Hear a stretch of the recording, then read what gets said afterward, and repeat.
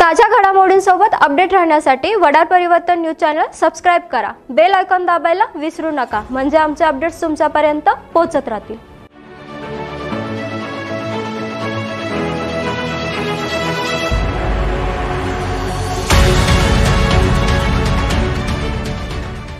नमस्कार, वडार परिवर्तन न्यूज मध्ये आपले स्वागत आहे। मी प्रणाली। चला तर मग पाहूयात आजच्या काही ठळक घडामोडी।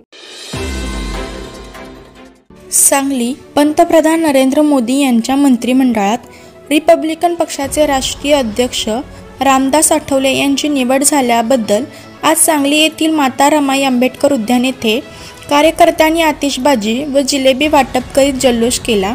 सांगली जिल्ह्याचे सुपुत्र, देशातील बहुजनांचे नेते, रिपब्लिकन पार्टी ऑफ इंडियाचे राष्ट्रीय अध्यक्ष रामदास आठवले यांना सलग तिसऱ्यांदा केंद्रीय मंत्रिमंडळात संधी मिळाल्याने पक्षाचे महाराष्ट्र प्रदेश सचिव, माजी नगरसेवक जगन्नाथ ठोकळे यांच्या नेतृत्वाखाली रोजगार आघाडी जिल्हाध्यक्ष अरुण आठवले, जिल्हा उपाध्यक्ष मनोज गाडे, शहर जिल्हा उपाध्यक्ष अजय उबाळे, युवा नेते प्रफुल्ल ठोकळे यांनी सांगली येथील माता रमाई आंबेडकर उद्यान येथे कार्यकर्त्यांसह फटाक्याच्या आतिषबाजीत व जिलेबी वाटप करीत जल्लोष साजरा केला।